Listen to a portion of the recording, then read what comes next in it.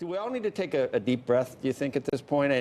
Or, I mean, I'm hearing comments like, this just shows you that all these unicorns are just out of control in terms of private valuation, and that when push comes to shove, and the rubber meets the road, that the money's not there, the demand's not there, and that we're in some kind of dot-com bubble even. Well, let's put it into perspective a little bit. So Uber in the IPO raised about $8 billion and has a market valuation of just under $70 billion. Now, right?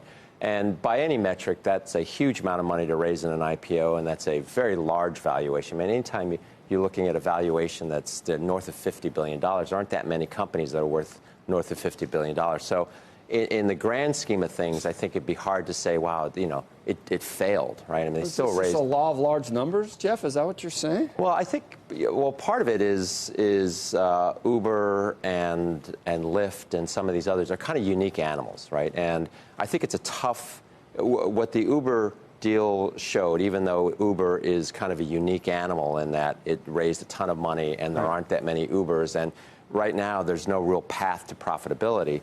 But I think what it shows is that some of these consumer companies that are losing lots of money with no path to profitability and some mediocre unit economics, I think they're going to struggle. Did you know this before the open on Friday? Did you have concerns? Well, you were starting to see it in the private market, where consumer businesses with mediocre economics were having trouble raising large amounts of money. What do you make of the T. Rowe's and BlackRocks and everybody who in the last 3 or 4 years jumped in onto the sort of mature end of these startups, and effectively pressed the prices up? Right. Well, I mean, the argument is the market size is so enormous, and that's at some point you look at size of markets and you look at the top line growth and you say, well, that could be really valuable, and so I want to be part of it. And there aren't that many Ubers out there in the world. So if you want to bet on ride hailing, Uber's probably the platform to bet on. But I think what's happening in the current environment is that people are moving away from that, and the public market at least is moving away from that. How much do you think wait too long? Did Uber wait too long to go public? Well, you also have to appreciate that. I mean, as you've been talking about it all morning, we're in a really bad tape, right? And there's a lot of global uncertainty. Whenever there's uncertainty, I think investors tend to move to more safety. Right? I was thinking about that. If they'd gone public a year ago, when their revenue was growing at 40+%, right? Sure, that might have been better out of the gate. But if a year later their revenue was growing at 20%, we might be back in the same soup. Well, it just gets back to your question of, were these valuations way too high to begin with when Morgan Stanley came in and told them that they wanted to take them public at $120 billion? Well, I mean, as you recall, there were the same arguments when Facebook went public, right? Did Facebook wait too long?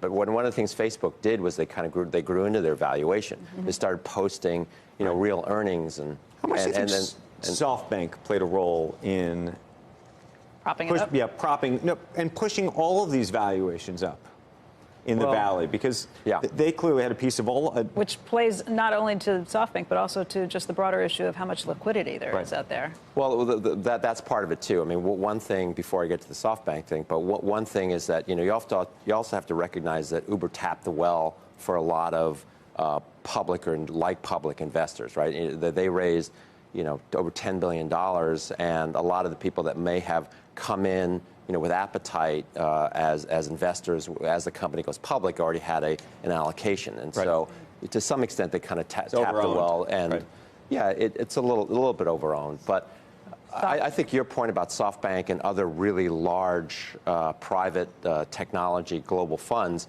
are definitely changing things, because when you have to put $500 million or $1 billion or multiple billions of dollars to work, you become a little bit less sensitive to what the valuation is and more Andrew, to kind of putting. You always say when there's a big jump on the IPO, you go, look, they left a lot on the table. They probably don't like. Well, if selling high, if you like to buy low and sell high, Uber, this was a huge success. You don't want to burn your investment. No, you don't want to burn money. No, that's why. I know. So who do you blame in this situation? Do you say, these underwriters just totally missed it?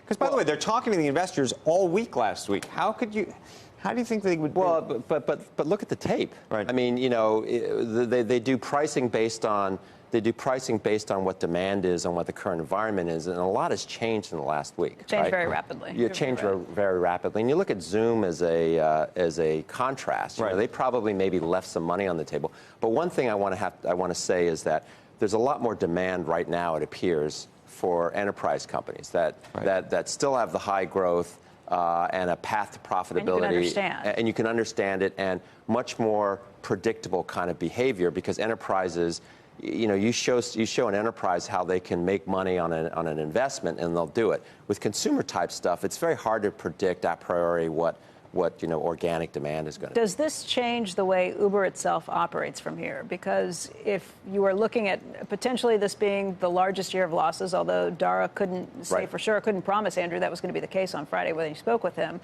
Look, you point out Facebook and others grew into their valuation by turning a profit.